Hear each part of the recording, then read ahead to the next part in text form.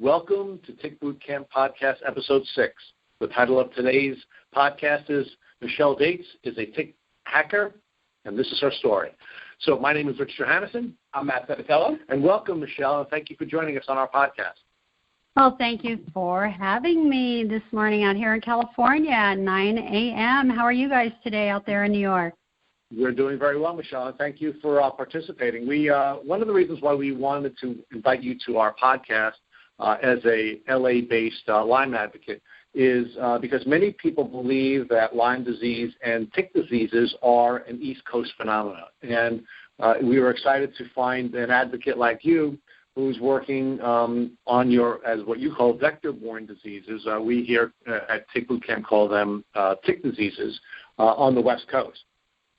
Yes, it is a West Coast disease. We'd like to share with our listeners a little bit about your background before you got sick. So can you share with us what you did professionally and what your life was like before you got sick? Okay, so this is what I did. I used to be in the medical field at Cedars-Sinai. I went to college for that and worked and then got into the entertainment industry in the early 90s by a fluke.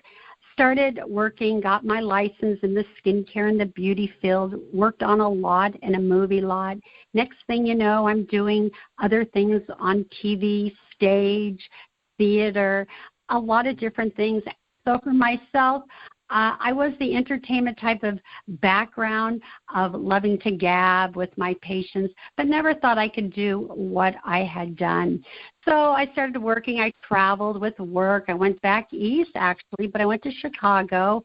I was living in Vegas for a year for work, trained a lot of people in the makeup industry, became a teacher, and then I came back from Las Vegas in 2003, and that's when I got sick. But let me tell you, I was living a very high life. I was not sick. I did not have any problems. I am single, but I date. I had a very, very fulfilled social life. I have friends in the city. It sounds like that you were doing a lot of great things. You had a really active life. You were very successful. You had a great social life. And things were going really, really well for you at that point. And then all of a sudden you got sick, right? Is that sort of what happened? And that's what happened. I got sick. I got nauseous. I kept telling people I was nauseous, and I thought it was the flu. And Then I got very sick, and I ended up in the ER. And they thought it was food poisoning. And that's how it began for myself. But I was here in Upland, California at that time, and then I moved to Los Angeles where my mother was at that time, and I still was not getting any care from doctors over at Cedars. And, Cedars is a great hospital, any hospital I went to, so I don't blame any hospital, any doctor. Nobody knew what to do for my stomach, my nausea, my body aches. I was just physically, mentally sick and couldn't lift my head. So, Michelle, it isn't uncommon for folks to see at least 7 doctors on average before they're diagnosed with Lyme disease, or in your case, a tick disease. You indicated earlier you were treated, or at least you saw in excess of 30 doctors before you were finally properly diagnosed? That's about right. I'm not lying to you. I probably went to about 15 regular MDs. I went to GIs, gastroenterology. I went to ENTs. I went to infectious disease, which the labs were coming up not accurate that I noticed. My lymph, which is in the medical world, your lymph drainage, your lymphocytes, these blood cells didn't look right to me. They looked low. They weren't properly taken care of. And one physician did say, you're just stressed. Maybe you have some toxicity. Just detox. And that's about the extent of it at that time. And that was in 2006. Wow. Yes, I'm going to interrupt real quick, Michelle, because our listeners know my story already, and you do from our previous discussions, where I had a very similar experience where I was living a very healthy, active, successful life, and then I just got really sick, and my life just took a complete turn for the worse. and I went through many doctors, many false diagnoses, and it took me 2 years to get a proper Lyme diagnosis in my case, and it really, really just changed my life completely. And if it weren't for my family, and it sounds like you have a very supportive family, and your mother, and my mother was very supportive in my treatment as well, we may not be where we are today. And, Exactly. It's just amazing how you can go from being so healthy and running such a great life that you get really, really sick, right? So, Michelle, tell Exactly. us how did you finally get your diagnosis? What was the moment where you recognized that you had a tick disease? Well, I'll tell you, I actually got on the Internet because I was a teacher, so I knew about the Internet. I'm not savvy on the Internet, and I started to Google about the toxicity and different type of detoxing, toxicity, candida, different things like that, and came up Lyme disease. I figured maybe I had that.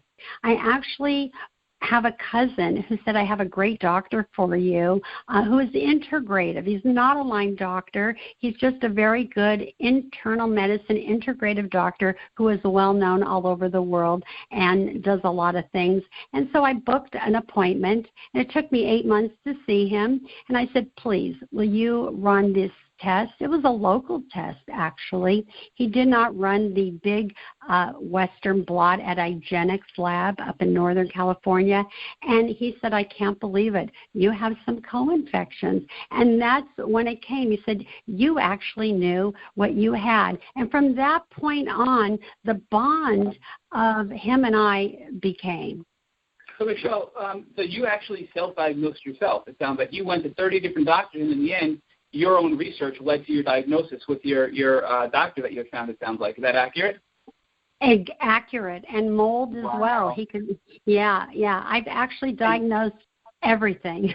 Wow. And it wasn't just you had one tick disease, you had many tick diseases. You referred to them. I sure did. These are all just a wide variety of tick diseases, and the more you have, the sicker you get, right? Exactly. You have Bartonella, you have sweats, you have nausea, you have fever, you have ehrlichia, you have anemoplosis. I mean, these are all malaria. These are diseases that people, they say they get when they travel, they go to Africa. You don't think you get that in your own backyard, in a wood pile, or hiking. So, Michelle, how did you and your doctor ultimately establish a plan to help you heal from the tick diseases that you were diagnosed with? Well, it started out because he's very integrative. As I said, he's not a Lyme disease doctor, and he does a lot for other things, people that are sick and then people that want holistic care, integrative, and a lot of people like that. So what we had to do was detox my body and bring my immune system up. So he does sell a lot of supplements as well, and he had a lot of IVs in the office that a lot of people do, but it's very hard to afford those, and people do pay for those that can, but it's not the cure-all, but it brings you in remission. So that's what I did. I did a lot of detoxing, a lot of blood ozone to clean my blood, to bring my cells up with vitamin Bs, a lot of different type of immune therapy type of supplements that he had in the office.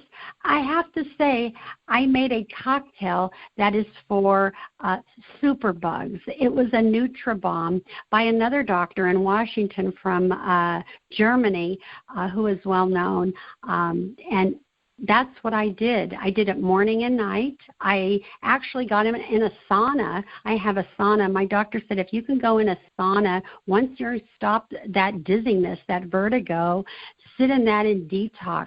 So I did a lot at home besides doing a lot in his office. But remember, not everyone has the financial being to go to a doctor's office. So you have to do a lot at home yourself, and that's what we did. I did a lot at home. Wow. So it sounds like you really you tackled this from all different angles with your doctor, where you did some antibiotic therapies and you did some natural holistic therapies to promote your immune system health, to remove the toxins and detox all the toxins within your body. So you really hit this from all angles. And about how long were you on those antibiotics for, Michelle?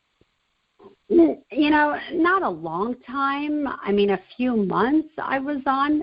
It helped, but it was not the answer.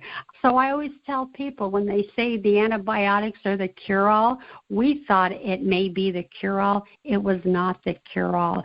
So putting a port in because my veins were so bad was good at that time, but it came back, and we realized the natural medicine was a lot better. Now, when you say natural medicine, Michelle, natural medicine, sometimes IV, the doctor did in his office, blood ozone. Is that the ozone therapy that you were taking? Yes, the ozone therapy. Some people do stem cell, just regular B12 Meyer cocktails. They're different type of cocktails that these doctors give names for that mix a lot of vitamins with that.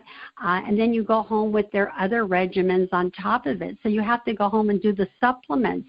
So that's what I did. But I didn't do it every day. I didn't have that kind of money to do it every day. So if I did it once a week for maybe 6 weeks, then I stopped.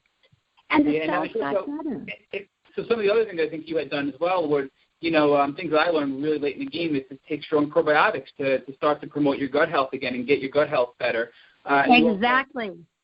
You also did some turmeric, which is known to reduce inflammation. So you put turmeric in your food to cut back on the inflammation, which is one of the factors that causes the pain and a lot of the symptoms with Lyme disease and these other tick infections that you can get in tick diseases. So it also sounds like above and beyond the antibiotics and the holistic natural approach with these herbs and supplements, the vitamins, all the probiotics, you also then change your diet where you recognize that gluten was a big trigger for you to feel ill as well. So it sounds like I think you really modified your diet to take advantage of these superfoods to keep you healthy. So you really hit it from all these angles. Can you speak a little bit about those superfoods and some of the shakes and some of the food that you eat that really helps you feel better and not feel sick the next day? I sure will. I'll start off. My doctor did give me a foods test. I'll never forget that. And when he came back to me the first month I was with him, he said, "You're going to love celery for the next year," because everything had inflammation in my body, bananas, everything that we love. So I had to cut everything out. So when I was able to get a little bit better, I started to do the things that he suggested. So the probiotics. Now, some people take 100 billion. They sell things in the store. I always tell my friends and friends online, ask your doctor what's best for your belly, because I am not a doctor and I'm not going to diagnose you. But probiotics are the best to repair that leaky gut. So I take about 200 billion. So I take that, and then I also make a shake. So I make a blueberry shake that has an antioxidant with fiber, because if you don't have the fiber, you need at least 20 grams of fiber every day to release all those toxins in the GI tract anyways. So I put a little protein drink in there that has turmeric, skullcap, bromelain. These are all anti-inflammatory agents that bring down the inflammation that people get with arthritis, rheumatoid arthritis, and a lot of things that contribute to Lyme disease as well. And people that don't realize what Lyme disease is, and they probably have it, and it helps them. And so that's what I've been doing the last years. I do videos on that. People see it on Facebook. And that's what I do. My doctor did not teach me to do these shakes. I just went ahead and did them one day and had a good time, and it actually helped. When you have friends that are going out for Super Bowl Sunday and they're having a drink and having all those beans and salsa, and you can't with the gluten, and it's tearing your stomach apart, I found a way of having guacamole, which is great omegas, put some cilantro, which is a great detoxer, make a little shake with blueberry antioxidant, put a little lemon in there, which is a good detoxer on the side. Hey, you got yourself a party like the rest. Why not be part of the group? You're doing a great job of hacking, and that's why we were happy to invite you onto the program and define you as a tech hacker. So, Michelle, tell us a little bit about how you're feeling now that you've gone through this journey, and what recommendations you have for folks who are not as far along in the journey as you are to getting themselves closer to a healthier life. Well, one, I would say research. You must research. If you do not research, you won't get anywhere. You need to pick up that internet and look and research. Second, do the diet, do the gluten-free, do the supplements, and then you hear the other side, I'm broke, I don't have the money. But a little bit at a time. It doesn't cost a lot of money to have a couple of berries or have a little probiotics. There are things you can eat. Sauerkraut is a great probiotic that you can get 69 cents at Walmart. So there's a lot of things you can do to build the body up. And that's what I did. How do I feel today? I have my days. I was in remission. Now I've gone down a little bit, and due to I have sinus problems, and that's why it's gone down. Once an infection comes in the body, it brings that whole immune system down, and so I need to bring it back up. And that's where I'm at now, but I'm a lot better than I was, I would say. So I have come a long way. I would tell someone to research, try a little bit at a time, and do it, and do the work. You will get better. It's just taking that first step. Michelle, it sounds like you've come a really long way from the time you first got sick when you were really, really ill to where you are today. And you've come a long way. We recognize that there's really no cure for Lyme disease and other diseases. However, you found ways to really to combat that and come a long way with your health. So can you speak a little bit about that? Do you agree that you've come a long way and you're healthier than you were? I do. Yes, I have come a long way. I have to say, I bring this a big circle, family. Family is really important. And at first, I have a really great mom. I have to say, give her kudos because she is my sole supporter. But it was very hard to convince her and family what I'm going through. And once I got her in that bubble and she realized that, things got a lot better. So, yes, I have come a long way. If it wasn't for her, I probably wouldn't be where I am. So you need a support system, at least one person.